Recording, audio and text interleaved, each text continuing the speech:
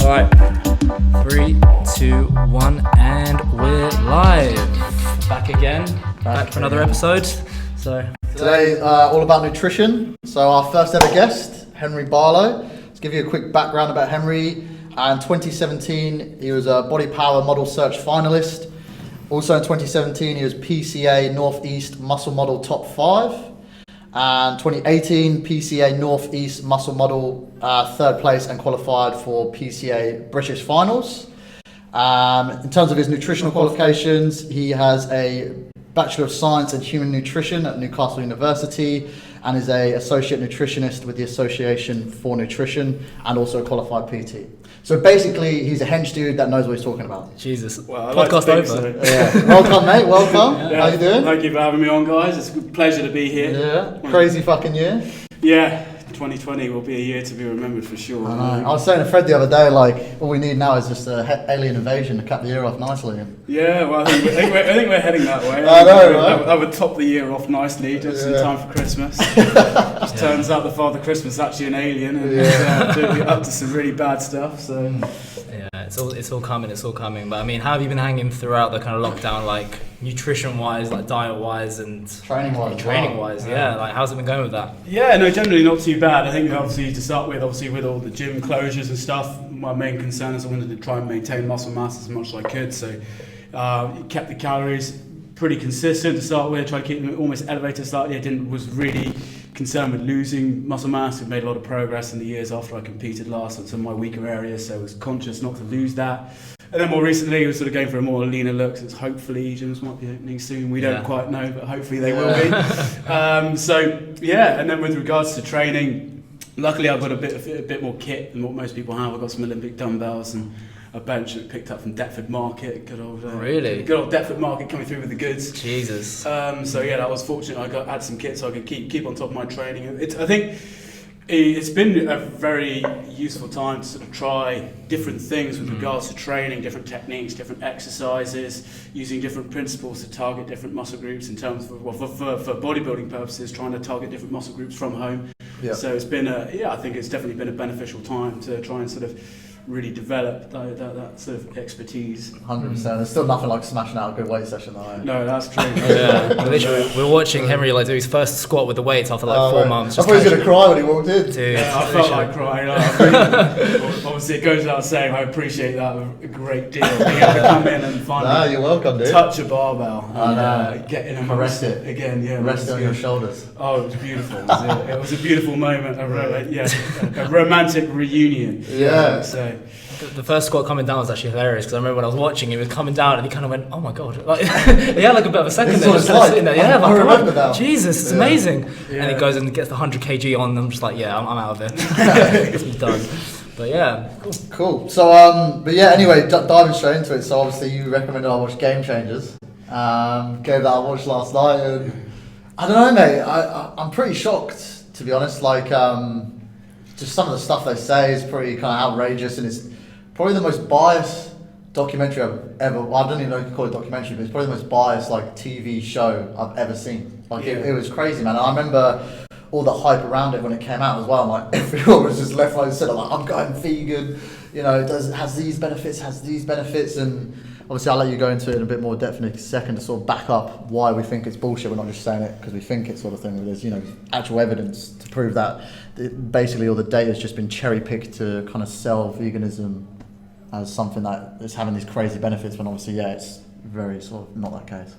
Yeah, I mean, firstly I'd like to say, it goes without saying that if you're a vegan and you're doing that for ethical purposes, then I totally understand that and I support you, and that's fantastic. As far as the Game Changers goes, I think it's a bit disappointing really, because I think they could have done a lot better with it with regards to the investment that they had going into it. They could have done could have produced some really interesting data that would have actually been scientifically relevant, and just like a balanced argument for either side, like why veganism is good, what are some of the negatives from it, that kind of stuff. Exactly. And a lot of it's essentially, to summarize the whole thing, it was just a massive misrepresentation of the data available and from scientifically backed studies. And the unfortunate thing is, obviously, the whole documentary is funded by individuals who are heavily invested in selling vegan products. Yeah, because I was looking into it. So the director owns a vegan supplement company. Yep. The scientists and experts that were speaking are renowned for either selling books based on veganism or also having products that are like vegan related. And even Arnold Schwarzenegger, who's on there, owns a company that sells vegan based products. Yeah. So he was probably the one that cut me the most, to be honest. Like, he kind of a bit of a sellout. I'm not gonna lie, man. Like, yeah, it's just a bit it's just a bit rude, really. I mean, yeah, but it's a bit ethical because it's like they're just exaggerating facts and, like I said before, like very much sort of cherry picking data to make it look like it has all these amazing benefits. And it's really for their own benefit to obviously earn money from selling more vegan products, etc., etc. And it's exactly. And the unfortunate thing is that if you're going to be biased about something, if you look at enough data, you're going to be able to find results and anomalies in experiments which are going to help you to prove that point. Yeah.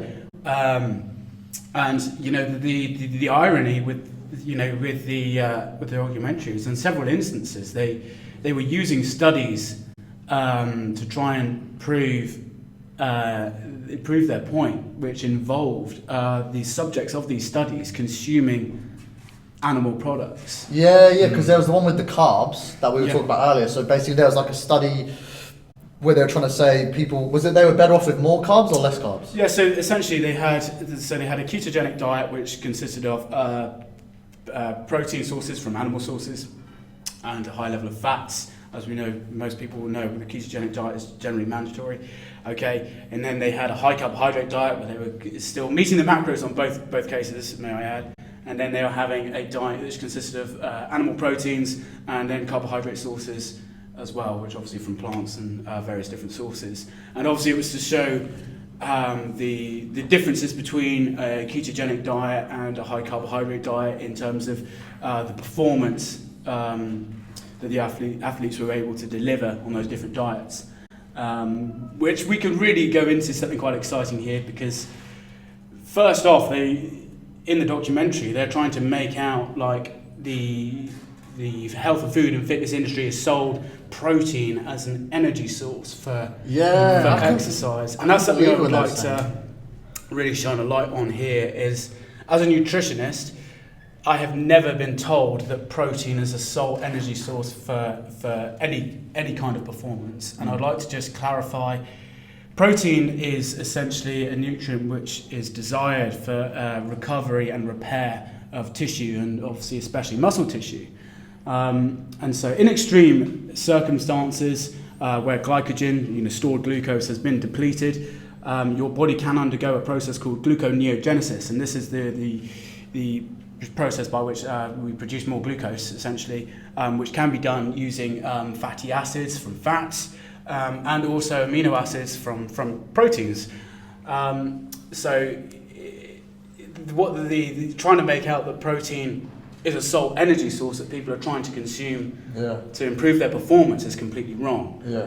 But where it becomes relevant for a sporting athlete is obviously it's desired in most sports to have a high level of lean body mass. Yeah. And obviously to have lean body mass, that's generally going to comprise of muscle tissue, and particularly after endurance exercise, it's going to be desired for that muscle to recover so they can get back to training, get back to competing as soon as possible. Yeah. The other point I would like to hit on there is that protein, when ingested with carbohydrates, can also be beneficial to absorb carbohydrates more efficiently. As when you take in protein, you will get a insulin spike, which if consumed with carbohydrates, which will give you an insulin spike anyway, you get a better insulin response if you have protein and carbohydrates together. So in terms of a recovery meal after training, that's going to be more optimal for you. Than just having carbohydrates. I just found it weird that they kind of came out and were like, carbs and vegan diets are way better form of sort of energy source, but it's like people who eat meat don't come out and say, I eat protein solely for energy. And like they still have carbohydrates in their diet. I just found it really strange how they were just kind of basically trying to push veganism on everyone so much. Like they were coming out with pretty crazy sort of statements where they're essentially saying like, you're more at risk of cancer, you're more at risk of like heart disease, and almost trying to scare people into becoming vegan, which like I said is ethically just pretty fucked. Yeah. Yeah. The unfortunate thing, touching on what you just said there, where they've Yeah. tried to say various different things with regards to high meat consumption relating to different cancers. These studies have mainly been done on epidemiological studies, which to try and explain what that is, that's basically a study across a population where you're looking for trends. Okay, you're not looking at direct causality between cause and effect here. So what these epidemiological studies are designed to do, they're designed to show trends or rough trends that then can be explored in more detail with more detailed experiments. I mean, the gold standard, you're looking at a double crossover clinical control trial, which is randomized, and that's a kind of experiment where both the people who are conducting the experiments and the scientists don't know who's going to receive the placebo, who's going to receive the treatment, and so it's basically the fairest experiment that you can do with minimal bias. Well, yeah, because I think as well, if you're looking at people who live off friggin' McDonald's, have hamburgers all the time and eat like shit. Yeah, of course they're going to be more at risk than someone who's vegan because their diet's crap. It's not because they're eating protein, it's because their diet's horrendous. And vice versa as well, when you get people who, again, are living off takeaways and just have very poor nutritional based diets, if they switch to vegan, obviously you're going to feel better and lose weight because your diet beforehand was trash. Yeah. So it was, like I said, it was just so biased and one-sided. And there was a couple other things I wanted to talk to you about as well, where there was one thing that cracked me up when they were talking about a peanut butter sandwich. Oh yes. Yeah. His face is just He just looks disappointed every yeah, time. they were saying that a peanut butter sandwich has more protein than, was it 3 eggs. 3 eggs, and was it a steak or 2 steaks? 3 ounces of steak. 3 ounces of steak, but if you put a gallon of fucking peanut butter in the sandwich, I'm sure it does. Yeah, so generally speaking, so three large eggs will generally contain between 6 and 7 grams of protein per egg. So if we're going to be on the more conservative side, we'll say it has 6 grams of protein. So between 3 eggs, we're looking at 18 grams of protein. Okay, and with steak, obviously, with steak, there are different cuts of steak, as I'm sure most people know. I mean, there's more fatty cuts of steak, which are more calorific and have slightly less protein. Then you have leaner cuts, okay, like your rump steak or indeed a fillet, which is quite lean generally. And they can have higher amounts of protein. So that's going to average between the highest, which is like a tops lean sirloin, which is going to be about 26 grams out of 3 ounces, which is quite a higher level of protein. Down to something slightly more fatty, like a ribeye, which is going to be slightly less, maybe between 18 and 20. Okay, so that's the base standard of what they're comparing against with the animal products. Okay, and with regards to peanut butter, in 100 grams of peanut butter, give or take, there's going to be, between 20 and 24 grams of protein in 100 grams of peanut butter. But 100 grams of peanut butter is quite a considerable amount of peanut butter, which for one sandwich is going to be quite heavy. Yeah. The other disadvantage of doing that is that peanut butter is incredibly calorific. You're getting it's going to be very expensive on your calories to be able to hit your protein targets through peanut butter. So I was looking into it a bit as well. I think 3 eggs is around 200 calories. Yeah. And to match that amount of protein you would get from 3 eggs in a peanut butter sandwich, you'd have to consume 400 calories worth. That's right. So already there, you're consuming double the amount of calories just to meet your protein requirements. Yeah. So and even then, the protein you could argue isn't as good a quality. Yeah, that's exactly right. Eggs are, in most experiments where we're comparing different qualities of proteins with regards to their amino acid profile and their bioavailability, eggs remain the gold standard. Eggs have a complete amino acid profile. They're very, very fast absorbing, and they help interact with our protein synthesis, so our body's response to resistance training and protein consumption to help rebuild muscle. So eggs are for always the gold standard when it's compared to that. So to try and say that a peanut butter sandwich is going to beat that is inaccurate, to say the least. And I think the thing is, I think it's a bit unfair for a lot of people who are going to hear that and believe that. Yeah. It's disappointing that these people who are scientists are trying to influence people to do things which just simply, it's not accurate. It's not accurate. Yeah, that's what I think annoyed me as well, because if you don't know anything, like I knew it was bullshit because I have a vague understanding about nutrition.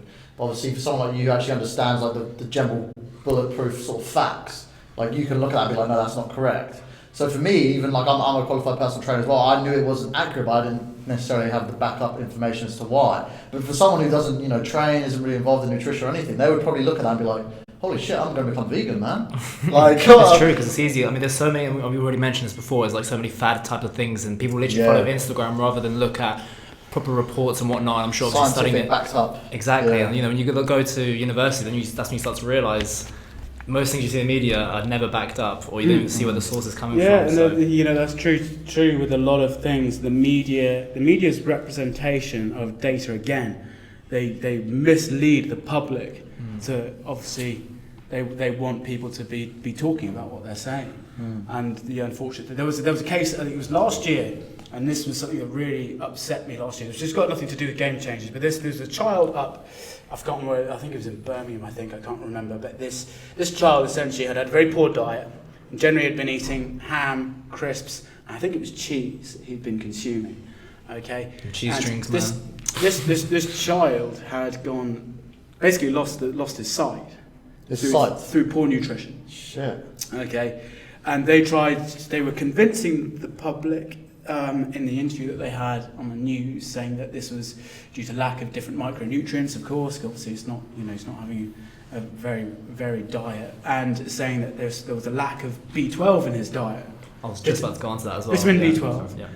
And they said this is due to a lack of consumption in fruits and vegetables, which I thought was totally misleading, because a very good source of vitamin B12 is you get that in your generally red meats, offal, like your liver and kidneys, very high in vitamin B12. You can find plant sources of vitamin B12, but it is slightly more difficult. I believe Marmite has quite good levels of vitamin B12. But other than that, it's quite difficult to come by. And vitamin B12 plays a very important role in metabolism and particularly in muscle cells and energy regulation. So, so that was a good example there of where the media has been very misleading. Now, I would like to say that a diet consuming a good amount of fruits and vegetables is definitely favourable. It should always be favourable, and no one said that hasn't been favourable. Eating a good amount of fruits and vegetables is brilliant, because fruits and vegetables generally are quite low in they're generally quite low in calories, but what they make up for in calories, they make up for in micronutrients. So what you'll find in your fruits and vegetables, your micronutrients, such as your different vitamins, both water-soluble and fat-soluble vitamins, and obviously fibre as well. So, it is crucial to eat fruits and vegetables, but then, there are other nutrients that we, generally is more desired to get from animal products. Yeah. I just don't understand, I guess, like I said, because I'm kind of slightly in that world, obviously my knowledge is nowhere near on the sort of level as yours is, but I've never understood why it's not just sort of like, just stick to a balanced diet and you'll be fine. Yeah. Like, for some reason, people are always looking for this crazy new diet where you're missing out like this, or like, you're doing intermittent fasting, you're only eating certain times a day, or you're just cutting out all meat, or you're cutting out, all sorts of plant-based diet, and you have like a carnivore diet, and that's the golden standard, that's what you got to go to. But it's sort of like, I've always just seen it as just have a balanced diet, get everything you need in your body, and you'll be fine. But then I'll just argue as well, just saying that obviously there are some vegans that do it purely for the ethical purpose of just they don't like the killing of animals. So then I would also ask, how do you think a vegan can actually keep a balanced diet without the actual meat? Because it can be done. It can be done, and that's something I'd like to explain here. Is that being a vegan successfully is something I highly respect, because it's a very difficult thing to do.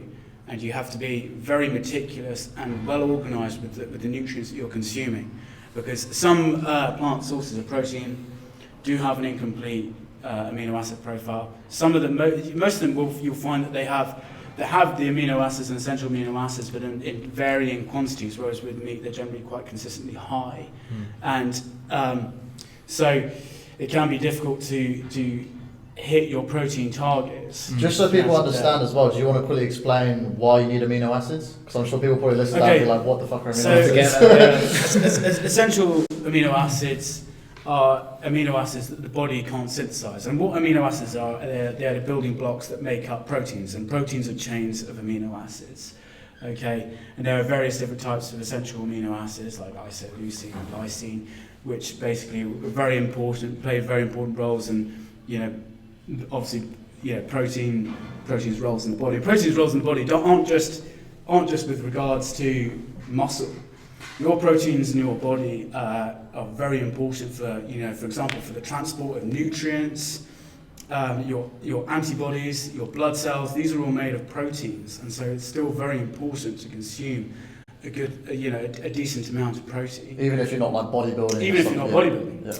And something I'd like to say here is that that becomes especially important as you age, because as you age, you become, you basically lose the ability to be you're not as efficient at absorbing protein, and so as you age, you need to increase your protein content slightly higher than what could be seen as the average consumption at the moment. So as you're younger, you generally don't need so much because your body's very efficient at absorbing it, and as you become older, you can sort of look towards sort of having nearly athlete level of protein consumption. So you're sort of looking at having 1 gram per kilo, which many athletes would be consuming more than that, but for an ordinary person that's quite high consumption of protein to help meet your body's needs.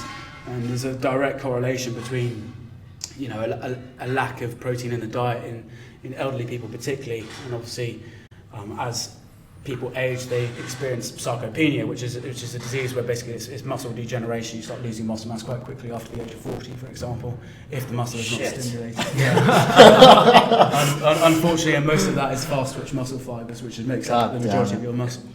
And as that occurs, your musculoskeletal health starts to deteriorate, and so too does your bone health as well.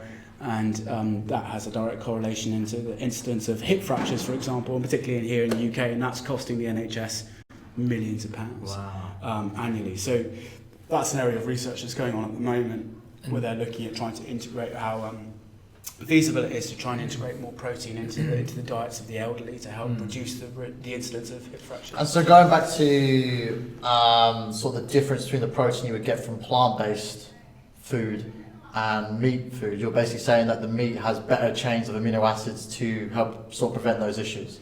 Basically, yes. Generally, the proteins found in animal products are generally more what's known as biologically available. They're very easy for the body to absorb. And that is also true with different micronutrients that can be found in animal products, like minerals and vitamins, which we can touch on later. And so, yes, generally the proteins from animals are much easier to be consumed. The other thing that can be said is that with plant sources of protein, obviously, it's generally consumed with quite a lot of fibre, so that can influence different digestion rates of proteins.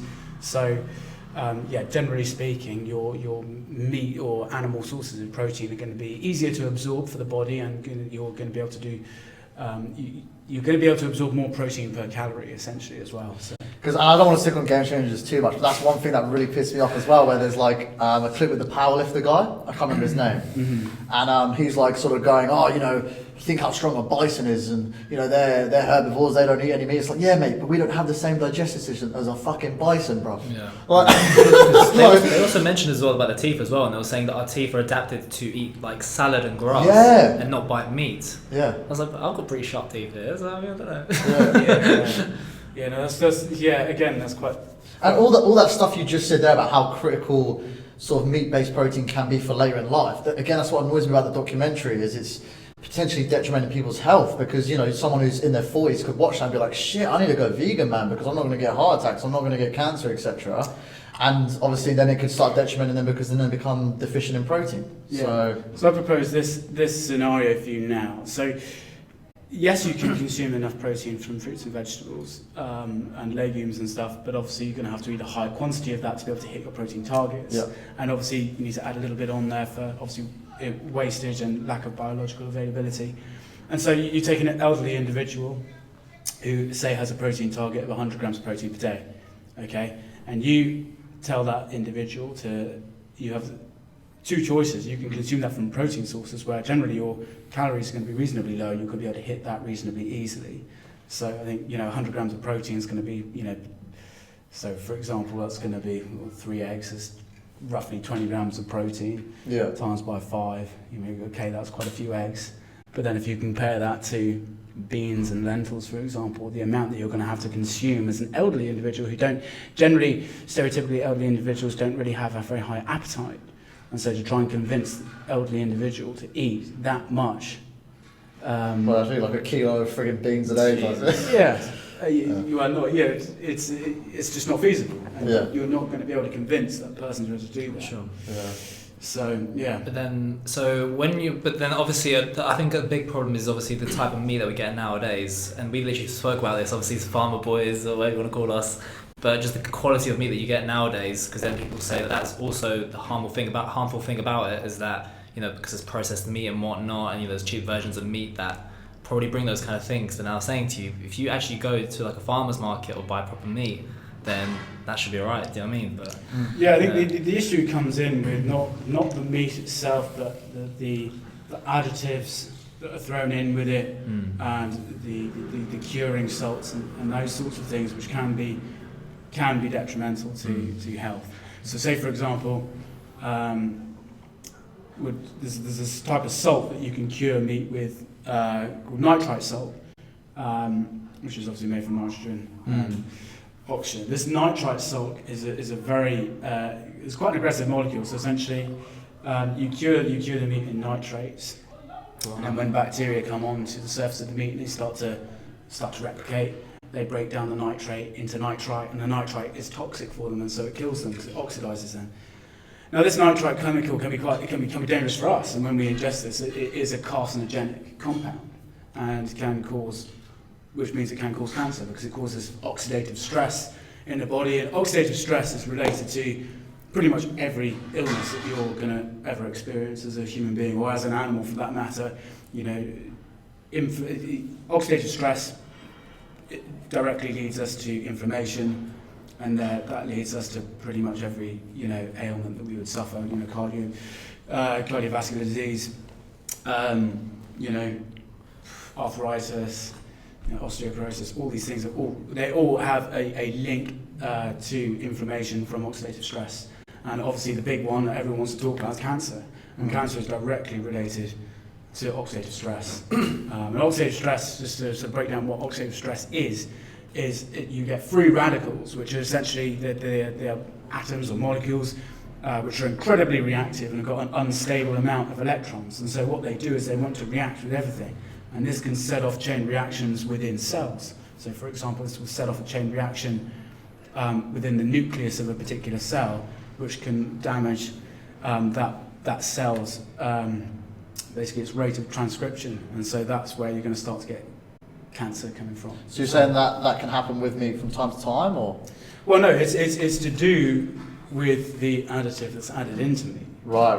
Okay. In order to preserve it. So that's the nitrate you're talking about. Yeah, so that's just one example. That's a nitrite salt. Nitrite, sorry, yeah. And you know, these different additives and preservatives can be used in vegan products as well. And there was a recent study done in processed vegan cheese, and that's direct correlation to cancer, and it was highly carcinogenic. But interestingly enough, in Game Changers, that wasn't mentioned. So shocking, when the American football team was consuming vast quantities they're having like cheesecakes and what was that, pasta bake and all that sort of stuff. It's interesting because now I've realised vegans are doing this big thing where they're like trying to replicate as hard as they can meat that like stuff that tastes like meat but isn't meat. I'm thinking, is that really that healthy? You know what I mean? Like, you know, you see that stuff. I think as well, like, to kind of wrap, because we don't want to bang all that game. We're going to get James Walks on. What was the thing you put me onto? The debunk. Yeah, so there's a great guy who I look up to a lot called Lane Norton, and he did his take on the Game Changers.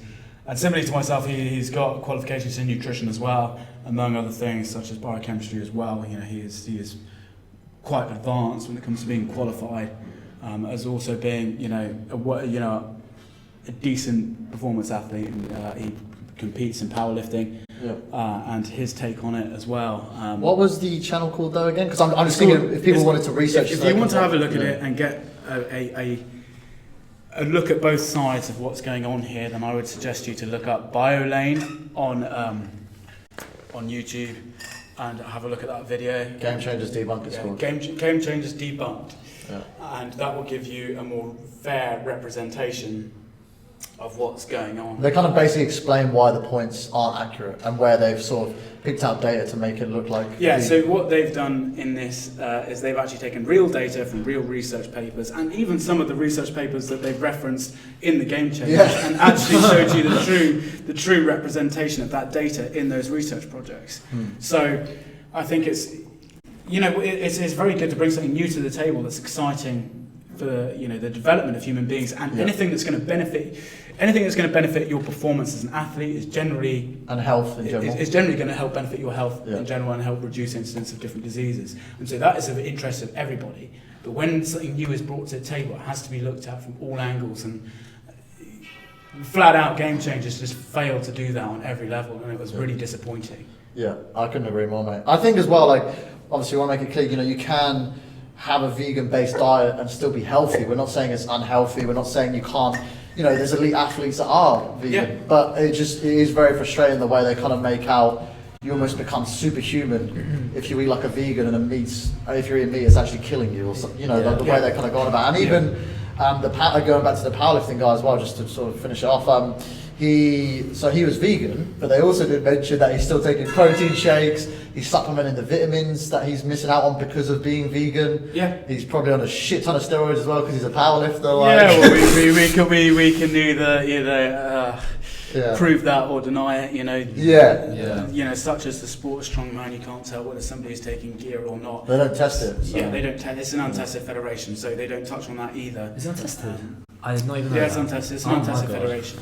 So and they don't, they didn't mention his diet plan or his nutrition plan. No, he just said I'm vegan. And something that they failed to do throughout the whole of Game Changers, which have frustrated me, is they didn't touch on micronutrients at all. Another key micronutrient is iron, and they were trying to say that heme iron that you get from meat, and which comes in naturally in blood. As being, carcinogenic, etc., etc. But what they failed to say is that the heme iron that you find in animal products is the most biologically available form of iron that you can have. And so, iron currently worldwide is related to multiple losses in the economy through people's fatigue and lack of performance, even in the workplace. This is irrespective. People being iron deficient. Yeah, people being deficient in iron as a micronutrient. And the best sources of iron are generally animal products, such as your red meat, your offal, and those sorts of things. You can get iron from fruits and vegetables, but the difference is with that is that iron compound in fruits and vegetables is different. So obviously iron goes through different phases of reduction, and so iron, which is 2+, so that's got missing two electrons in its outer shell. Okay, in order for you to absorb that, you need to have it with vitamin C, which helps to remove its toxicity in the body, and you can absorb it more efficiently. So you can have this iron is now added into many cereals. You see, it's got added iron. Yeah. And in order for you to capitalize on that iron that you're getting from whether it's a flour-based product or a cereals that you're eating, you want to have a glass of orange juice with that, and that's going to help you to take advantage of that source of iron. But without your vitamin C, you're going to struggle to capitalise on that iron. So they don't touch on any of these things that they could have really gone into some detail with. Because as a vegan, these things can be done, but you have to be very well planned about and strategic about how you go about doing it. As a vegan, you could say, right, well, I'm going to get my iron source from a flour-based product, for example. It could be bread or sourdough or whatever.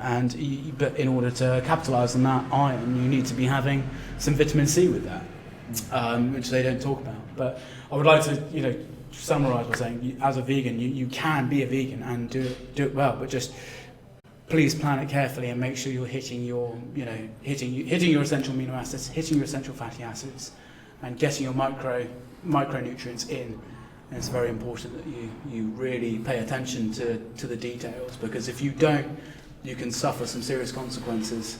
And there was a child who was raised as a vegan in I think it was in Belgium, and they unfortunately passed away because they couldn't develop as an infant on a vegan diet. And I believe that in Belgium, the Belgian Medical Association actually had it banned to raise an infant on a vegan diet because it is not advantageous for human infants to be raised on a vegan diet. Wow. There you go. Damn. Glad we got that off our chest. Well, that's like, it's a hard subject to cover because obviously there's so much to it, and like it's very technical as well. Like even some of the things you're explaining, we've got to really try and sort of break it down for people because they probably don't understand. That's what I'm saying. All these kind of different amino acids, types of proteins, the difference in protein between meat and plant-based protein as well. So again, just to reiterate, that's why I found the documentary frustrating because if you didn't know anything about nutrition, you would look at that and be like, holy shit, I need to go vegan. Yeah. So The problem is you realise that the 1% of the world that are vegan, they're going to be the loudest 1% of the entire kind of human race, aren't they? They're always going to let everyone know, and they'll look down on people that are not vegan. Like, they kind of hate you for it. And that's the thing, there's nothing wrong with being vegan. If you want to be vegan, crack on, man, you do you. But I don't think you should put it on people that they have to be vegan. And so, like I said, and Henry's just sort of listed off like 50 points there as to why they've kind of exaggerated this data to try and sell you to be vegan when it's not actually quite accurate. Sure, yeah. I mean, have you guys ever had any clients or anybody in particular that have either asked you about being vegan or they actually are vegan, and then you have the kind of set of meal plan based and catered to that kind of thing? Or Yeah, of course, yeah. And obviously, I'm fortunate in the respect that I know what I know and can help to guide them in the right direction so they can get the most out of their nutrition. And I think one of the key things you want to be doing is making sure that you're getting different varieties of different grains and beans and lentils in your diet, so you can help to meet a complete amino acid profile. Like I was saying, they have different ratios of different amino acids in each one, and they're not always up to standards to what your body's actually going to need. And so you've got to try and mix and match with different areas to try and meet that requirement. And then similarly with obviously your micronutrients as well. So if you are vegan, please do pay attention to hitting your essential amino acids and your other micronutrients, because it is really important. It's going to really benefit you, and you'll be able to get the most out of your food, and that is essentially what we want for everybody. Oh yeah, man, definitely. 100%. Yeah, I mean, sorry, but yeah, I was going to say, I mean, how is it going now? Because I don't know if you're still competing at the moment, or do you have a bodybuilding competition coming up? When you're next competing, man? Well, ideally, I'd like to compete next year. Yeah. So the desire is to venture into classic physique. I've competed reasonably successfully in muscle model, which is a category which is, if you don't know, is in between men's physique and classic bodybuilding. So it's a slightly fuller look than. You're kind of ripped, but you're kind of massive as well. So. Yeah, you're wearing swimwear as opposed to board shorts, so we're getting your legs out on display. Cause Do you wear speedos? Oh yeah. Oh man, it's glorious. It's a very interesting experience actually, going in for your first spray tan as a bodybuilder. And I don't think I've ever seen anybody talk about this. Yeah. Dude, they get too close to your thigh, and you're like, okay. No, it's quite funny because just to explain what the experience is like. So you've never had it done before. Getting a spray tan. Have you ever had a spray tan done as? I'm looking at Mulley. I mean, I don't know, but Why are you looking at me? Yeah, that one. So you can get, you of course can get a spray tan in like a tanning booth, but obviously the spray tan that you get as a competitive bodybuilder is very different. Because they just got to stand there. And they'll stand there and the old spray up you, and and then down. they have a roller to help to get it into the grooves and nooks and crannies in between the muscle to help better show the definition and separation, which is great. But obviously, in order to be able to get everywhere, you obviously can't wear a great deal of clothing, and you are allowed to wear one sock. And so it's up to you to decide where that sock is worn. Wait, hold on. Just put it on one hand. Wait, hold on, but you are wearing Speedos, right? No. Oh, so the So sock. you literally just got like a sock. Right like this. the sock is for your genitalia. Yeah. Wow, I did not know that. So, Why didn't you wear a thong or something? I don't know entirely why. Maybe it's like a bodybuilder tradition. Nice. Yeah, but I mean, you have to be quite comfortable in yourself in that scenario. Dude, that sucks. You got trainer socks that day. So, you get given a sock, and that's to protect your manlyhood. And I bet you put it on your foot, don't you? What's that? Sorry. I bet you put it on your foot, don't you? Oh yeah, put it on my foot. Yeah. He's got one foot that's not tan. You've got to get a complete tan, and if I haven't got a tan on one foot, I can just try and pretend like I'm trying to be a very poor Achilles. It's got dipped in the river Styx, mate. Oh, that's cool. So That's yeah, crazy, so man. I don't think I've ever heard anyone talk about that. No, I didn't know that. I didn't know My that. first competition was quite an interesting experience, but yeah, this is like it is what it is. At the end of the day, you're there. Gotta do what you gotta do. Yeah, at the end of the day, everybody's there to compete, and you're all there to to do the same things. It's just all it's all a bit of a laugh. So one thing I did want to go on to with you as well, because again it's something you're going to be pretty knowledgeable about. For people that are training or getting into training, whether it's weights training, cardiovascular based, like going for runs, etc. How, like we were talking a bit about earlier, like obviously it's important what you eat, but how important is it in terms of when you eat, what you eat? Oh, when you eat I would say is more important than what you're eating. Your meal timing is so important. We can follow this down many different avenues with regards to it's all depending on your training time, your training schedule. But for example, say someone's just training like 4 or 5 times a week and they're just trying to keep fit and healthy and they're just going gym, doing your weight session, doing your cardio session. Yeah, so with regards to nutrient timing, if you're trying to get the best out of your body and get the best possible performance from yourself and continue to excel, your nutrient timing is going to be incredibly important, and that is both probably most important with your carbohydrate intake, because if you consume a very high carbohydrate meal quite close to when you're going to train, that's going to have a very detrimental impact on your training session. Contrary to what many people think, yes, carbohydrates are energy, and they are the most efficient energy source for our body to use. Both our brains and our body use a serious amount of glucose to be able to perform at a high level. However, if you consume a very high carbohydrate meal before you train, you're going to get a serious amount of insulin being released, and so that's going to your body's going to basically start absorbing a lot of glucose very quickly into both muscle cells and fat cells as well.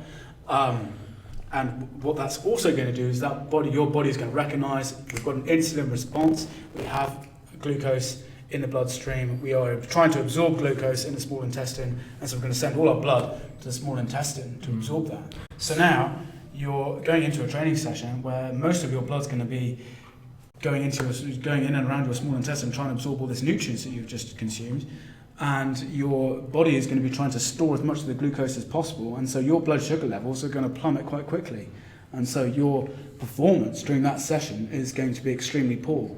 Now, if you were to have that meal, say, 2.5 hours before you train, the effects you would feel would be incredibly different. You would have quite decent performance when you train.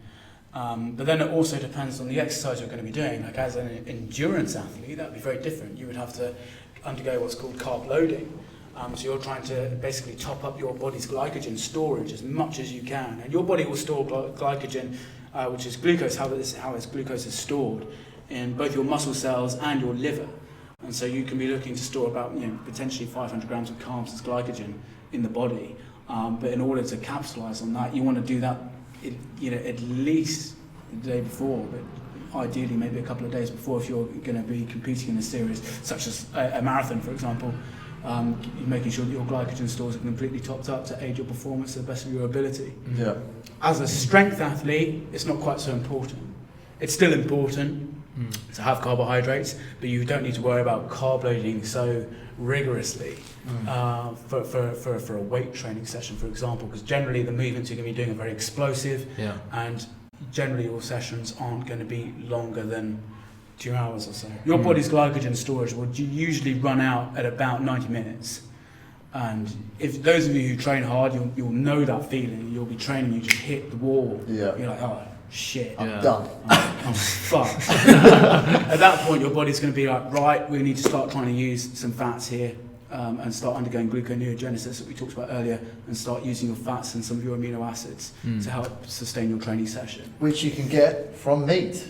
Yes, of course. and plants as well. And then what do you think about the post-workout phase? Like, when they say that you should eat, I don't know what the exact timing is, but maybe half an hour afterwards, and like that's the most crucial time that you need to eat. I know that's to replace those glycogen levels, or just to replace muscle fiber tears, Yeah, so we have 2 separate windows after a training session.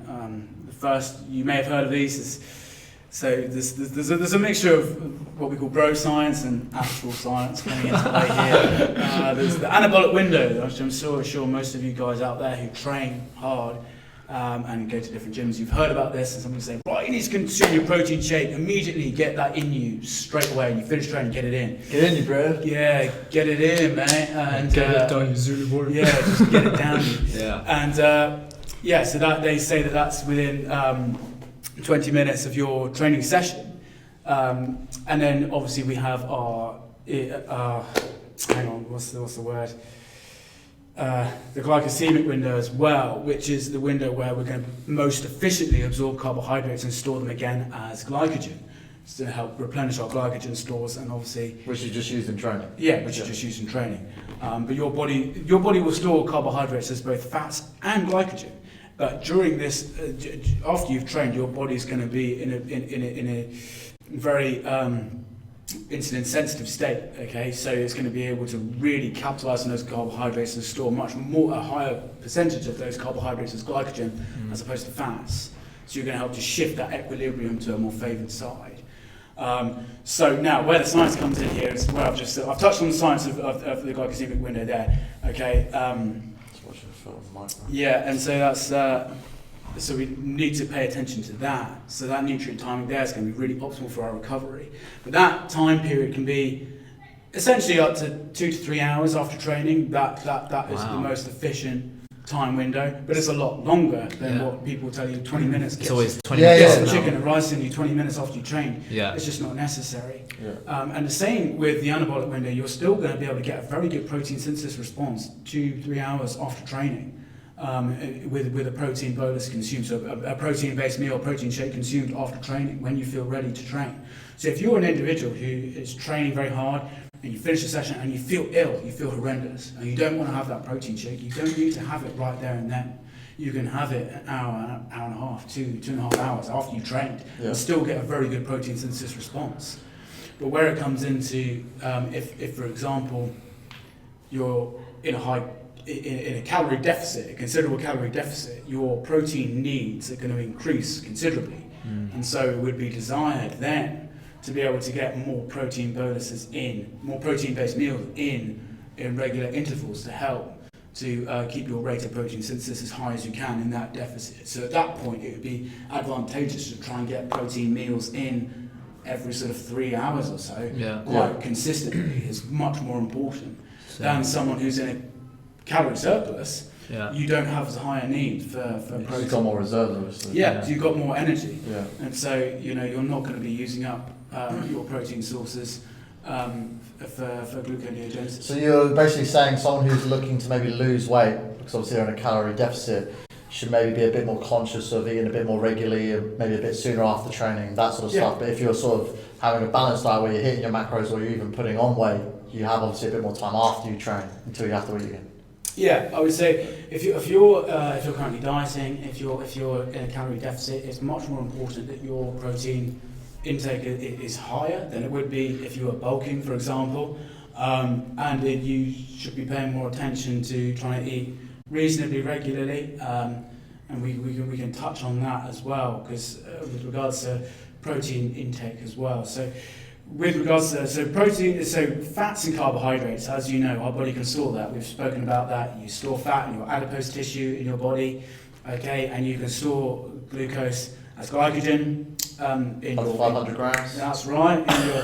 In your Mulley, paying attention. I'm on it, mate. He's learning every day. I've never learned so much in my life within 1 hour, right?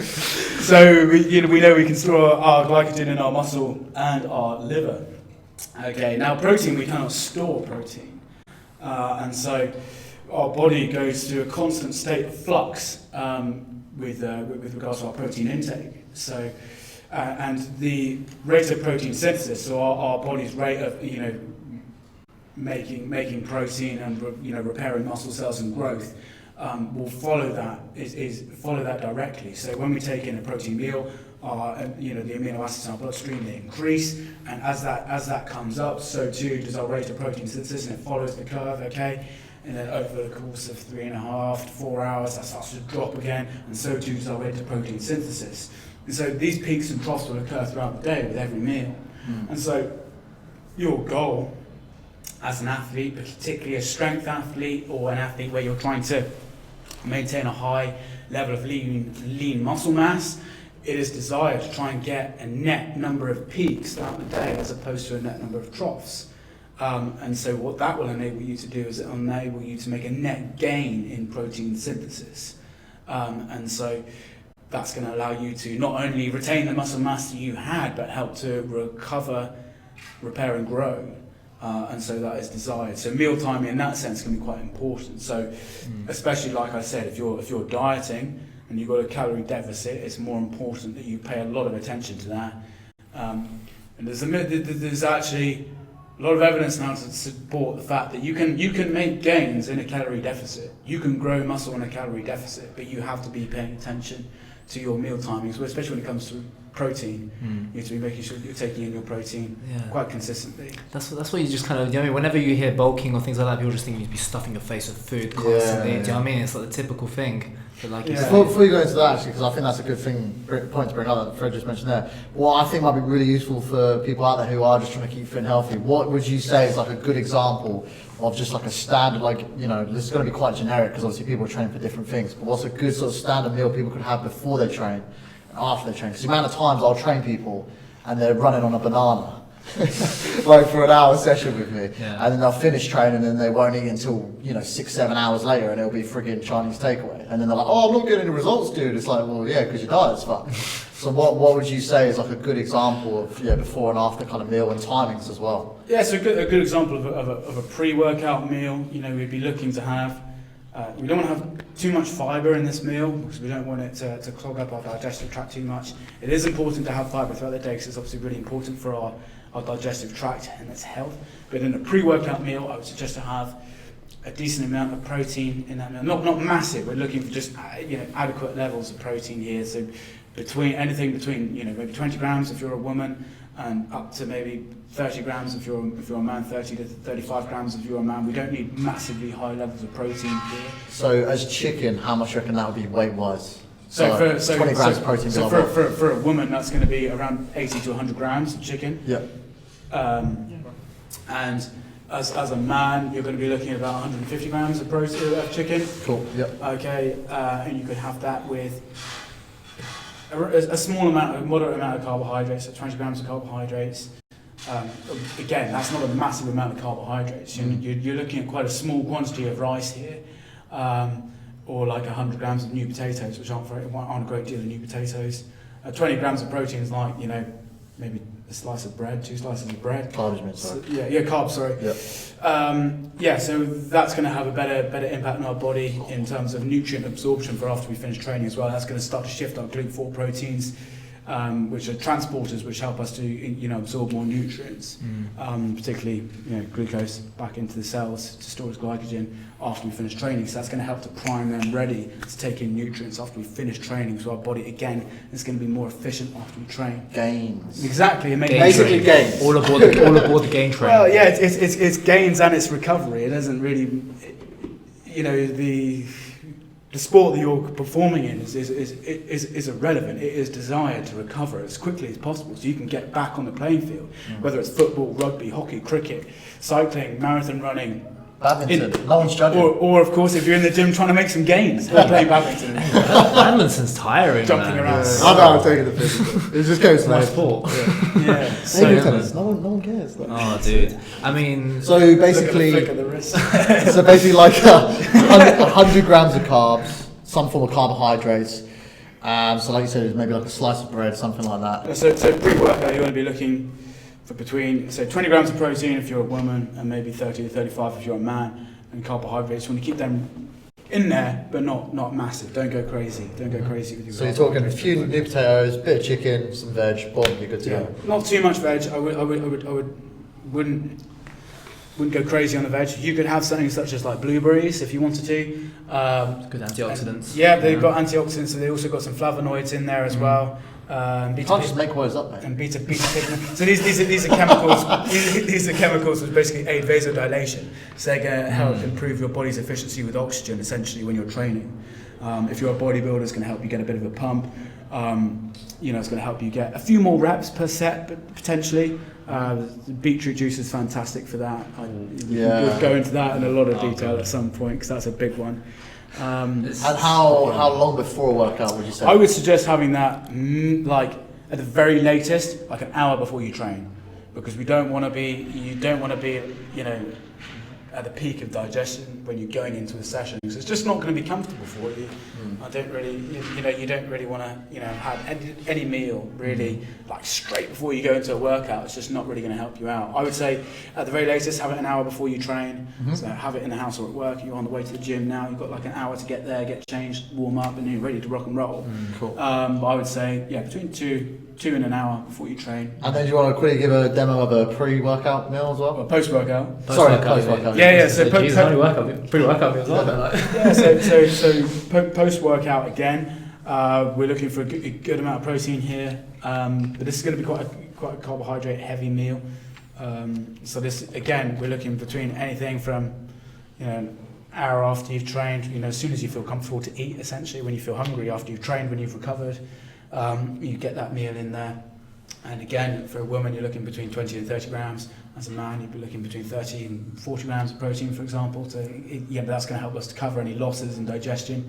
And we're going to look for more carbohydrates here. So, as a woman, you could be looking to hit, upwards to 100 grams. Again, as a bloke, quite similar as well. 100 grams plus of carbohydrates. So that's not so. To put it in perspective, 100 grams of rice. Dry weight has about 70 grams of carbohydrates in it. So you need almost like 150. Yeah, nearly 130, and that will give you 100 grams of carbohydrates. Because I think as well that's a misconception a lot of people have is, especially if they're trying to get a six pack or girls want to lose weight and get lean. After training, they're like, I'll just have protein, carbs. No, you need to have the carbohydrates to help, not only to help recover your glycogen storage, but what people don't really touch on very much is that absorbing protein is an energy dependent process.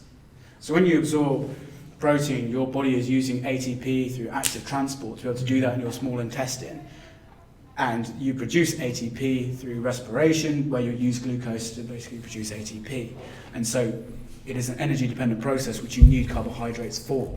Now, obviously, you can do it without carbohydrates, but it is nowhere near as efficient. And so, having carbohydrates, particularly post-workout, is going to really help to improve your recovery. You're going to be able to absorb those proteins much more efficiently. You're going to have that energy to help you recover and repair. So carbohydrates post-workout, I would say, are as important as your proteins post-workout. Okay, obviously, the proteins are what's going to be sparking off that protein synthesis response from training.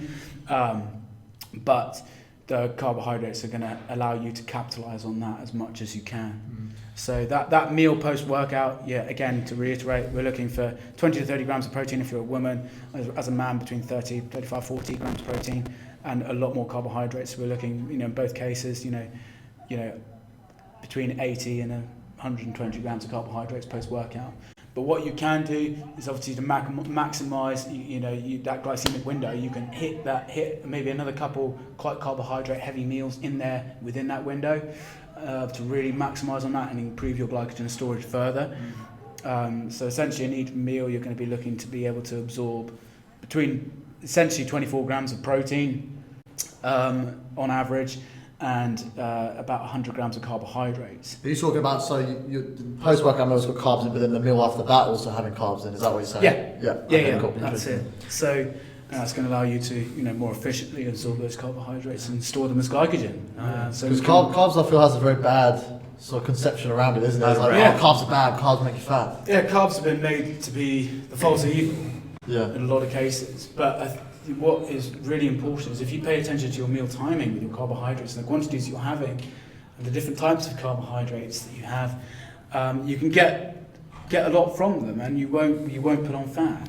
That's the thing, because there's so many different types of carbohydrates, and like, for example, I'm sure we've all had that moment where you have like a ton of pasta and at lunchtime, all you want to do is just have a nap, like straight after the gym, and you get that sleepy. So again, that's what you're experiencing there is our insulin spike, your blood's flooding to your small intestine to absorb those glucose molecules, and that's making you feel very sleepy. Carbohydrates got a lot of bad rap. Poor bastards. Poor bastards. Carbohydrates are fantastic, and they can enable you to excel, perform, both mentally and physically. Your brain uses between 80 to 90% of the glucose you're going to consume. And obviously, if you're performing as an athlete or performing in any sport or in the gym for that matter, you're going to be using glucose as energy to be able to perform that exercise. But there's different types of proteins, okay, different types of carbohydrates, sorry, and it comes down to what's called the glycemic index. So carbohydrates with a low glycemic index basically means that they're not going to spike the blood sugar levels as violently as, say, something which has a very high glycemic index, like sugar directly, or something like white bread spikes off blood glucose levels very quickly, and so that has a very high glycemic index. And obviously, the more aggressively that your blood sugar levels spike, the quicker and more aggressive your insulin response is going to be. And that causes the sleepiness and everything. And that can cause the sleepiness. So generally speaking, you want to be looking to consume carbohydrates that have quite low glycemic index. So we'd be looking at sweet potatoes. Everybody talks about sweet potatoes. They've got a very low glycemic index, but I would be wary of sweet potatoes. Obviously, they do contain a lot of fibre, and quite a lot of carbohydrates that are in sweet potatoes just aren't biologically available. But sweet potatoes are very good if you're dieting, for example, and make you feel fuller for longer. And they're not going to spike your blood sugar levels as aggressively. Oats are another classic example. Again, they don't spike your blood sugar levels quite so violently. Would you say like brown pasta, brown rice, like alternatively from white bread? Yeah, because as well, like that's another good point. Like a lot of people, I think it's like complex carbs. You've got to have your brown rice, your brown pasta. You don't want white rice, especially after a workout. You get fat. But that's that's a big one. Yeah, so with regards to so with brown rice, brown pasta, brown bread, there's not really that much of a difference between those items and the white versions. So with actually, so many people are going to be triggered right now. Yeah, so like with, for example, brown bread and white bread, they're pretty much exactly the same thing. They're just marketed slightly differently. Right. Goddamn marketing. I was going to say, whole grain bread is a different thing altogether. Now, whole grain bread actually contains a lot of micronutrients from the rusk of the grains, a lot of B vitamins you can be able to get from those. So that's slightly different. It's going to have a higher fibre content as well. So there are a few things that you can do to help reduce the glycemic index of high glycemic index foods. So the first one you can do is include fibre within that meal. So say for example you could have a white rice meal with an addition of a salad. Salad, vegetables being higher in fibre, that's going to slow the digestion down of the rice, and that's going to decrease the glycemic index of that carbohydrate. The other thing that you can do is add fats into that meal, and fats similarly again will reduce the glycemic index of that food. So say for example you have a bowl of porridge, and you put some peanut butter in it. Obviously, not 100 grams of peanut butter. Not 100 grams is far too much, but just a little bit. Or you have rice with an avocado, and that is going to it basically makes the carbohydrates a more complicated molecule for the body to digest. Okay, and so that's going to help to decrease the glycemic index.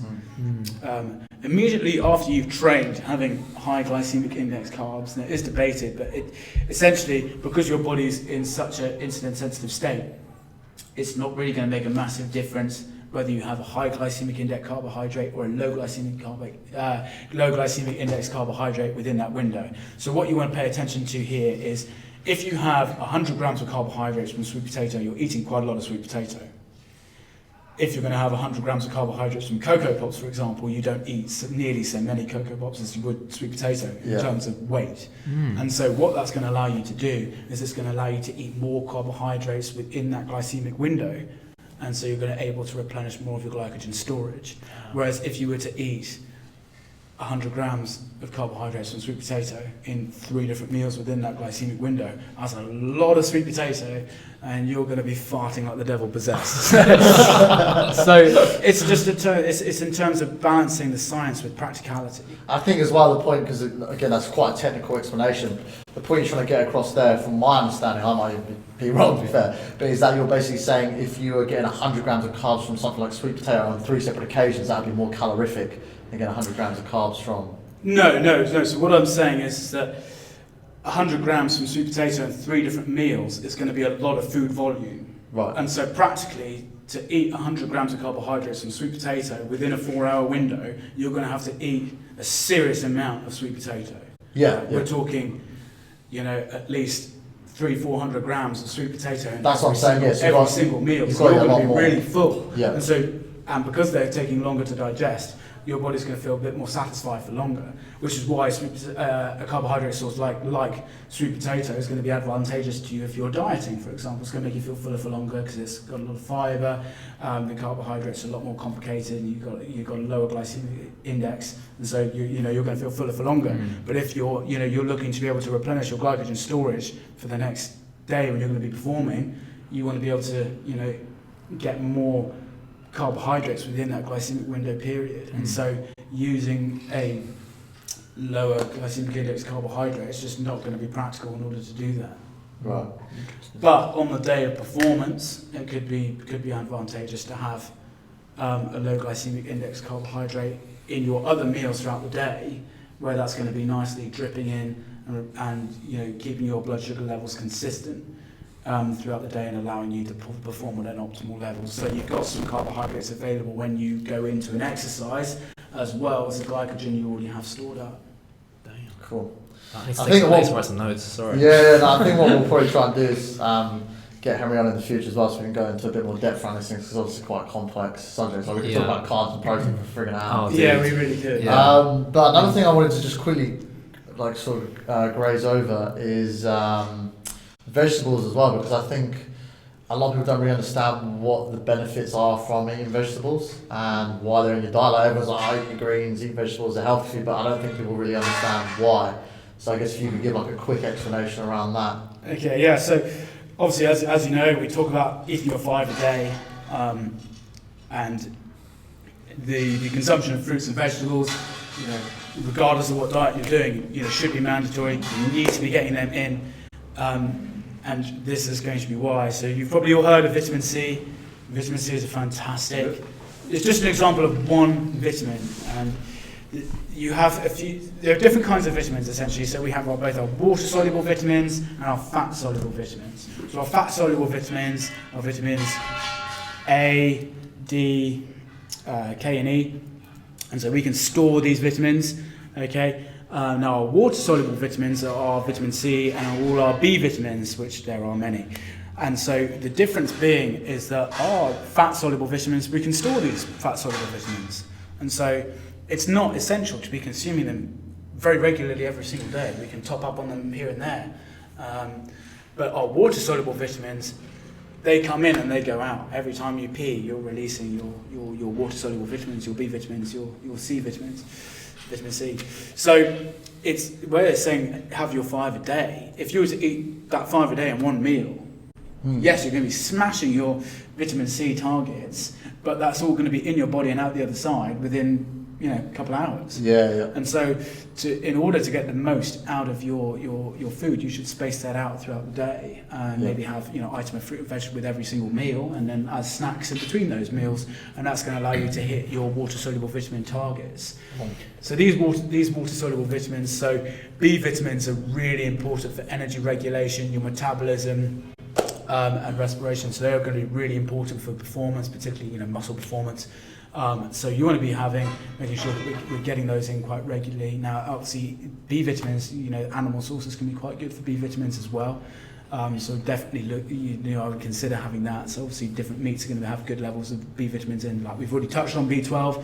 Now, vitamin C, the big one, everybody talks about it. Again, generally, all fruits and vegetables are going to consume good amounts of vitamin C. If you're interested, probably the highest content of vitamin C that you can get readily available is in kiwis. Kiwi's the most powerful one, yeah. Everybody talks about having your citrus fruit, your lemons, your oranges. Yes, they're great. Kiwis are slightly more superior. But when it comes down to it, you just have what you like. If you enjoy the fruit or the vegetable, consume it. Consume it. Enjoy it. It's all about it being enjoyable for you. And it all circles back to that whole point that we were saying earlier. It's just having a balanced diet. Yeah, so we can touch on that. There's so much to touch on. There is. But essentially, having a balanced diet is the key.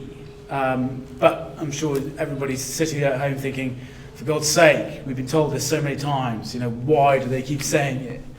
And what does it mean? So a balanced diet. We're looking to have essentially a little bit of everything. What does that look like? And why is that going to be beneficial to you? So I'm going to give you an example of one diet, which you may or may not have heard of, but this has been shown to be probably the most beneficial diet that you can consume, which is known as the Mediterranean diet. And those who are living in coastal areas of Italy have been eating this diet for years. And it correlates to the two eldest populations in the world, which are both Japan and Sweden, where with a healthy aging population. And so what this diet consists of is we're looking at maybe 30% of our daily calories coming from protein sources, but most of those protein sources are going to be fish, different kinds of fish, some oily fish, good healthy fats that we need, which we can go into another time. Omega-3s, everything. So omega-3s, which are really important for lots of different reasons, we can touch on in more detail at some point. And then the majority of the food volume you're getting in through the day is going to be fruits and vegetables. Fats from nuts, healthy fats from nuts, but obviously not too many. We've already talked about the calorie density of nuts is huge. That's why bears and squirrels just fucking smash it, ready for hibernation. And I used to smash nuts as well. Yeah. Just in case you're wondering, what do you mean? Well, nuts are supposed to be healthy. 100 grams of peanuts has nearly 600 calories in it. So it's very easy to consume a serious amount of calories just in nuts. What was that you said about walnuts as well? Yeah, walnuts are near 700. From 100 grams? From 100 grams. Mate, walnut cake catches you off guard. Yeah, People no, it's got do, nuts and it's healthy. It's like, oh, yeah. No, they are good and they contain healthy unsaturated fats. But things like peanuts, for example, contain a lot of carbohydrates as well that you might not be aware of. Yeah. There's also some proteins in there as well, and nuts as well. But anyway, getting back to this Mediterranean diet, so it consists of a high amount of the main basis of the diet. It consists of healthy fruits and vegetables, fresh fruits and vegetables, as well as whole grain and raw carbohydrate materials. So there we're talking about wild rice grains, whole grain pasta, potatoes, for example. As they come, the less processed generally the better. Basically like grown or killed.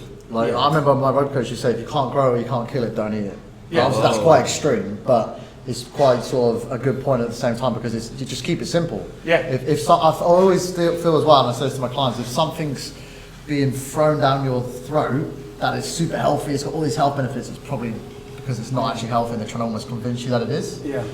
So the populations around the world that generally follow this Mediterranean diet, such as obviously the coastal areas of Italy, Japan, for example, Sweden, who are generally having between 30% protein, the rest fruits and vegetables and whole grains.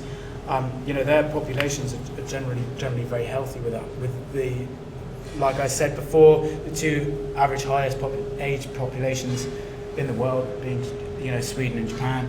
In the world. Sweden. In the world, yeah. Sweden do everything right, but then you can even look at the looks of them, man. Like generally they tend to look, obviously they're in old age, but they look young, glowing. Yeah, the elderly population in Japan look incredibly well for their age. Yeah. And so if you were looking for a balanced diet, then that's essentially what it's going to look like. So a third of your plate should contain a good protein source, ideally a fish protein source. It's more biologically available. Yeah. And oily fish, maybe once or twice a week. So that's going to contain those omega-3s, which are brilliant for a lot of things. Which we could do a whole podcast on. No. Do you think also with obviously when you get an older age, the arthritis becomes more of an issue? So do you think in that diet, what part of that diet actually kind of helps the arthritis side? Do you know? Okay, so this might be a whole other tangent as well, but yeah. So. But clearly they're doing it something right, and I thought obviously preventing those kind of things. I'm assuming that diet has. So again, like we said earlier, generally diseases such as arthritis and other things, they're generally all caused from oxidative stress and inflammation around those areas. Okay, so what can we consume in our diets which is going to help to reduce this inflammation, this oxidative stress, which can cause things like arthritis and cancer and other things like this. So these things are going to be obviously nutrients which are going to tackle these oxidative free radicals head on. And these are what our antioxidants are. So free radicals are oxidants. So our antioxidants like vitamin C and other B vitamins, in some cases forms of vitamin A and E, are going to help us to reduce these free radicals and reduce the damage of that oxidative stress. Now, where it comes into controlling the inflammation, so that's swelling around the area, we're looking at other nutrients like our omega-3s, which directly correlate into inflammatory mediators, which control our inflammation, and omega-6s as well. And the other one we can touch on is a nutrient that not a lot of people talk about, which is dietary nitrate. So where can we find dietary nitrate? What is dietary nitrate? So you can find high levels of dietary nitrate in leafy green vegetables, so rocket and spinach is very high in dietary nitrate, and beetroot juice is high in dietary nitrate. And dietary nitrate, when consumed, the body basically, through a series of reduction reactions, turns it into nitric oxide. Now, nitric oxide is a free radical, and you're probably thinking to me, you're probably thinking at the moment, wait a minute, this guy said free radicals are dangerous, which they are, but the free radical nitric oxide is slightly different in the respect that nitric oxide is a signaling molecule in the body, which basically signals for vasodilation. And it is the process of vasodilation which is going to help us to better control inflammation about the body, which can help us to reduce of those arthritis inflammation, which can cause arthritis, cancer, and everything else. So, how can you help in your diet to control your inflammation? Is consume good amounts of fruits and vegetables, have oily fish once or twice a week, and that's going to help you to reduce that risk. Massively. It's going to make a huge difference. And it's so easy to get those supplements as well. I mean, do you take any supplements at the moment? No, currently no. No, because it's all in your diet, I'm guessing. Yeah, if you balance your diet correctly, you can get everything from your food. And I would urge most people to get what you can from your food, because it's going to be much better for you.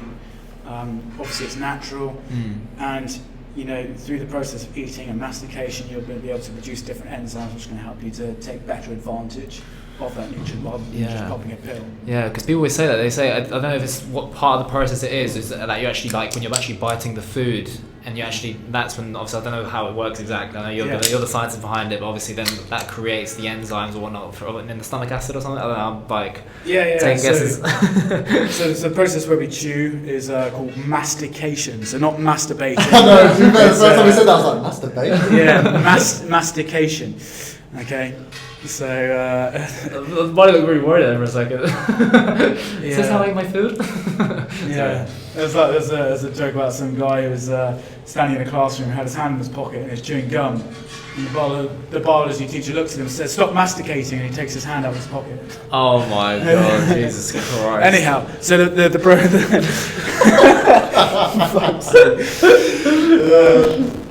Bit of a nutrition banter there. I was going to say, I bet nobody in the class understood that, I'm guessing. That was like a dad joke moment. Biology banter there. Oh, all you biologists out there.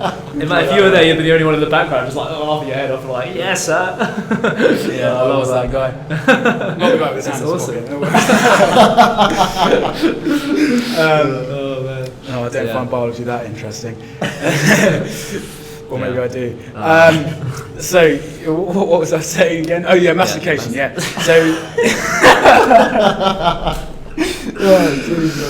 So, mastication is the process by which we chew, and when we chew, we even start releasing not only enzymes, in our stomach and intestines. We also release enzymes in our mouth, in our saliva. The key one there is amylase, which is an enzyme which starts to digest starch. And if you want to try this, take a piece of white bread, or any bread for that matter, screw it up into a little ball, put it in your mouth, and just hold it in your mouth. And try and hold it there for a minute, and then see what it tastes like. And I guarantee you it tastes a lot sweeter than if you just ate it quickly. And the reason for that is that amylase, if I can get my words right, amylase enzymes have started to break down the carbohydrates into glucose and more simple sugars, which you can taste as sweet. And so the process of mastication and saliva production is very important for digestion, and then also teeth health as well and stuff like that. So it's very important. That's interesting. Yeah. Just to do a bit more myth busting as well, I wanted to touch on, because I thought it, to be fair, it kind of died off, but then since coronavirus, I've noticed Herbalife started kicking off again. Oh God. And it's just got this perception around it, and I'm not going to sort of name names, but I know people that are on the Herbalife diet as well. My sister. So I basically just wanted to, I'll just let you kind of run with that, because I think people obviously think, you know, it's great for losing weight, it's great to, you know, it's a good way to keep healthy and supplement meals, but yeah. So I just know that Henry's gonna drop some, but I just saw him start stroking his beard. You know somebody's just ready to go, like a Viking just ready to go, like ready for war. Yeah, sorry. Yeah, God. Okay, so Try not to be too brutal. yeah. So as we just touched on there before we've led into this, it's nicely led onto here. So we spoke about mastication, just some of the benefits that we get through mastication in the form of chewing our food and eating it is going to help improve our digestion, and how much of those nutrients we're going to be able to absorb more efficiently through that. Okay, so the other thing I want to touch on before we get into this is it doesn't matter what diet you do, the best diet for you will always be the diet that you can stick to the easiest and that you enjoy. And if it is taking shakes and supplements in replacement of meals is helping you get results, then that's great. But I would tell you as a nutritionist, generally it's more beneficial if you can get those nutrients from foods, and you can get them from foods, and all foods, if you're eating a sensibly and well organised diet. Which doesn't mean, I want to put that out there, it's not like eating a balanced diet doesn't mean, you can never have ice cream, you can never drink, you can never have cheese or chocolate. You can have these things. You can have all of these things, but you have them in moderation, in sensible amounts. And as an old school colleague of mine who's actually written a book, which you can have a look at, Tom Coles is his name, and he's written a book about the diet, and essentially... What's the book called? I can't remember off the top of my head, but we can put it in a caption down below or something. But essentially, his philosophy is that you just eat like an adult. And, Like a what, sorry? Like an adult. Oh, an adult, yeah. Yeah, so... I mean, nowadays it's a bit worrying. So for breakfast, you'd be, what would you stereotypically as a child would you think an adult would eat for breakfast? You'd probably think they might eat maybe some scrambled eggs, maybe some toast with some fruit, some orange juice. That's quite a nice balanced breakfast, for example. You wouldn't think an adult would go and eat 2 crunchy chocolate bars for breakfast. Yeah, so it's just being it's just about being sensible. But then you could have, say a chocolate bar with your 11s, why not? Enjoy it. Your diet has to be something that's enjoyable. But I do definitely believe that having a diet that solely consists on shakes isn't the best way to source your nutrients, for sure. If it's more convenient for you to do that, and you enjoy it and you find it enjoyable, then that is fantastic. But I generally would think that there are far more benefits that you get from eating whole foods and chewing them and eating them properly. Well, I guess as well, my concern was just the amount of calorie deficit some people are in when on these diets, and also, like I said, replacing meals with just a form of liquid. Like the nutrients you would be getting would surely not be the same as eating an actual piece of meat, actual vegetables, actual rice. And like I said, if you're in like a 500, 600, sometimes 1,000 calorie deficit on a consistent basis, I would be very, very wary of putting. If you're getting results very, very quickly, there is something that is going to be concerning about that. Some things are too good to be true, unfortunately, and more often than not, if you're getting results very quickly, that's going to have an impact on you later down the line. So, for example, if you're losing weight incredibly quickly, your body is going to react to that, because your body biologically does not want you to lose this weight. It's like, we've fucking prepared for starvation, motherfucker.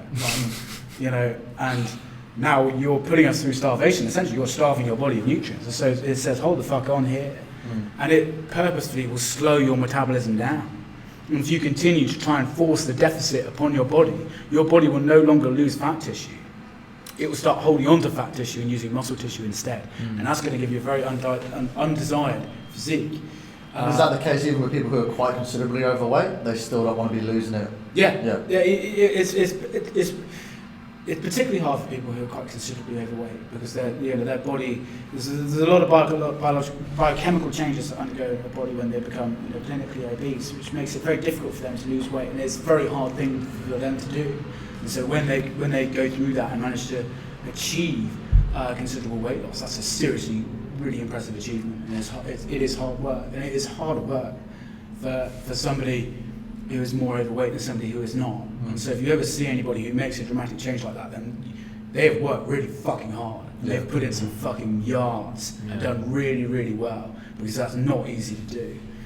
Because their body is trying to really cling on to that. Because especially when you plummet into a calorie deficit, your body switches on and puts blocks in the way in order to do that. Yeah. And so the best way, if you're looking to lose weight and you're looking to, it's all about the sustainability. If you do it very hard, very fast, your body is very, very likely to rebound, and rebound even worse out of that. And that can also encourage bad eating habits and maybe even eating disorders such as anorexia and bulimia, which obviously we really want to avoid because it's really detrimental for both your physical health and your mental health, which we really, health has to come first. And so the best way to go about, dieting in general is take it slow and steady. Don't plummet your calorie deficit into 1,000 calorie deficit. It's just not sensible. It's just downright stupid. And when you say long-term effects as well, like how, are you talking permanently or? Yeah. So your body can go through permanent changes whilst you're living and you're around. This is a new philosophy which has been developed quite recently called epigenetics, where your body basically, your own genetics basically get changed by what you experience whilst you're here in the environment that you're placed in. And those will directly impact your offspring and get passed on to your offspring. Shit, okay. So you could even pass on. So say for example, you're pregnant and you have a child, obviously a fetus developing inside of you, and you start really trying to restrict your calorie intake, which obviously isn't advised. But if you were to do that, you start reducing calorie intake. Your child that is then born will be naturally prone to be more obese than one that is raised by Shit, I did not know that. Because what your child has been born in an environment where it thinks, shit, there's no food around, nutrients are really scarce, and so I've got to make sure I can capitalise on everything I can get my hands on and store as much of it as fat as we can, because these are hard times. Because that in the wild, that would be a biological advantage. Yeah. But in this day and age, generally most people can get hold of the right nutrients. And in terms of, say someone, just to kind of clarify as well, if someone was looking at doing those kind of crazy weight loss in a short period of time sort of diets, even if they weren't pregnant, would that potentially still have that kind of effect? Or? Yeah, definitely, yeah. Okay. Yeah, so for a bloke as well, for example, if you were to try and sustain even for a reasonably moderate period, a very savage calorie deficit diet, that is going to affect how your body approaches nutrients in the future.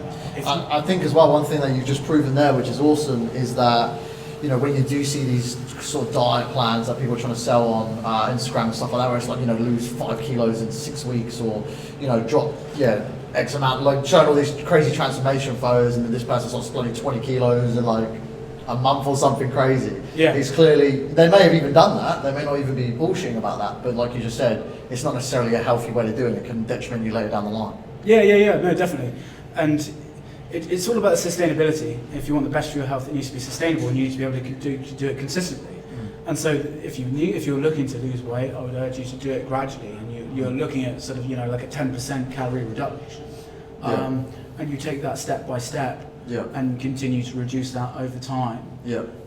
But you obviously, as that gets reduced, you're looking at increasing more proteins as well, so you can be more efficient and still be able to perform well. But you're looking for it to be sustainable is the key. No, I couldn't agree more.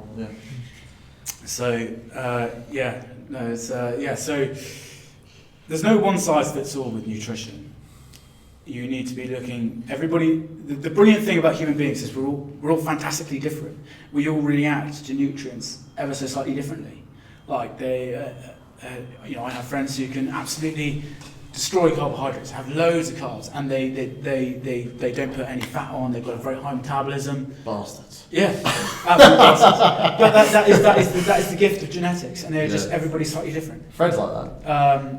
Whereas I've been quite fortunate in the respect that I generally put on muscle mass quite readily, whereas other people don't. And so everybody is ever so slightly different in how they react to different nutrients and different stimulus. Yeah. So everybody is slightly different, and there is a no one size fits all. And everybody's diet, in order to achieve certain things, is The going to be optimal out of their genetics. yes, their optimal diet for their personal genetics and their personal goals is going to be ever so slightly different to everybody else's. Yeah, because that's what's crazy about it. Is like, even when you look at different types of families, like I'm sure you might have somebody similar in your family, or I do. Like I've noticed, you look at the build, for example, like, to my uncle, or you might look at your brother, and you're like, damn, like you kind of, the frame's kind of similar. Do you know what I mean? Like it's kind of weird. But then I was also going to ask, when it comes to, because there's a lot of the DNA testing at the moment, like people kind of signing up, paying like 100 quid, 150 quid to check their genetics to see how their body reacts to different types of foods. Oh yeah, I've heard of this. Yeah. Do you think, I don't know if you know much about that, or do you think that's quite a good thing to do to check it, or?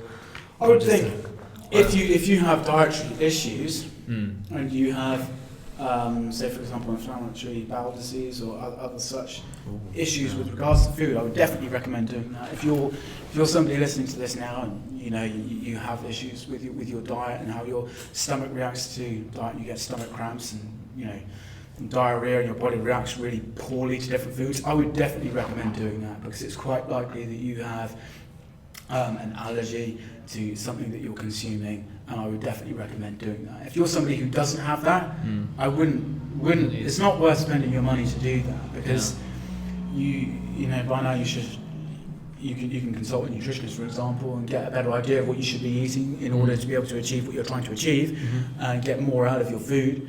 But I wouldn't waste your money on doing. If it ain't broke, don't fix it. If your body's okay and you don't have any health issues with regards to eating, I wouldn't. There's no need to do that. Really. That's the thing, because I see some people that they'll say, like, they'll think that certain foods kind of cause them to gain more fat and things like that, and they think it's down to the genes and stuff. So that's kind of really a myth, I'm guessing. That. Yeah, pretty much. Yeah, if you're in a calorie surplus consistently, you're going to start getting fat. Simple as. Yeah, pretty much. There are different food types, which obviously, you would consider to be, more fat gaining, but generally speaking, the higher, if you're in a calorie surplus, you're going to start to put on fat. But obviously, nutrient timing comes into that as well, like we've already discussed. If you time your nutrients effectively and you're eating nutrient-dense foods, as opposed to foods that aren't really nutrient-dense, like, for example, just do an experiment here between the difference between fats and sugars. So anybody who's out there is like, I'm not going to eat fat because it's going to make me fat. I'm not going to eat sugar because that's going to make me fat. So they did a study. No, this is in rodents, but this is applicable to humans as well. And they fed these rats a diet which consisted of just sugar. They just fed them sugar, just sugar and water, for 8 weeks. And they fed another group of rats just on fat, which I think was from butter, just for 8 weeks. Okay? Yeah. And then the last group of rats they fed on cheesecake. And cheesecake is a mixture of fat and sugar. Yeah. Now the rats that had sugar stayed the same size as the control groups, which continued to eat their wild diet. The rats that ate the rats that ate just fat. The rats ate the rats. The rats did eat the rats. Yeah. The rats that just ate fats. Yeah. They again stayed the same size as the control group. Now the rats that ate cheesecake tripled in size. Wow. Okay. So when the two are combined, basically, the fats and the sugar. Yeah. Interesting. Essentially. Yeah. So, but obviously, what you're getting with that is you're getting, consistently a high insulin response. And a slightly more complicated meal, which is going to take longer to digest. You're going to be able to store a lot more carbohydrates as glycogen. When that glycogen storage is full, you're then going to be topping up your fat storage as well. So they're storing a lot more fat. So I would consider that. I think, so... But you're also not just saying you can survive off just fats and just sugar. No, you can't survive off just fats and sugar. Just want to make that clear. People are like, sweet, I'll just eat everything with sugar. So if you were to have consistent nutrient-rich meals, sort of meals rich in fat and sugar consistently, that is going to be quite it's going to gain more fat more quickly than than like just rice or just fats. Yeah. For example. Damn. Drop some knowledge. Yeah. Interesting, yeah. Is there anything else you kind of wanted to cover? No, I think that's a good intro to nutrition. I think we'll definitely get Henry on again and dive into more specific subjects so you can really kind of elaborate on it and, you know, get points across. But I think, yeah, we've done everyone a favour. We have done everyone a favour. Yeah, exactly. I mean, Herbalife isn't going to sponsor us anymore, so we've lost a Yeah, sponsor there goes today. that But one. Yeah. there goes that one. But other than that, Cheers, Henry. Yeah.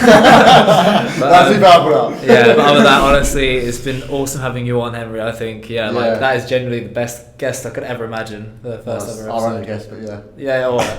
No, but honestly, thank you so much. If you want to give a shout out to your Instagram profiles, if people want to reach out to you to get nutritional plans, training programs. Yeah. Well, thank you very much, firstly, for having me, guys. It's been an absolute pleasure. I hope I've managed to help some of you out there. If anybody has any queries, you can reach out to me on Instagram. It's Henry Barlow, Fit UK, with an underscore between Henry Barlow and then Fit and then UK. Yep. There's an underscore in between both of those. So you can reach me out there on Instagram. Drop me a message, and I can see how I can help you out. Obviously, we can talk about nutrition and training plans as well. If that's something that you would be interested in, and I can take it from there, help you out, and help you achieve your goals. And help to clear some of the myths that are out there that are circulating the internet, which are very frustrating. Hell yeah. Next one, we're going to direct our Game Changers on, arguing with Henry. But yeah, well, cheers. Awesome, cheers, guys. And yeah, see you guys in the next episode. Peace. Bye.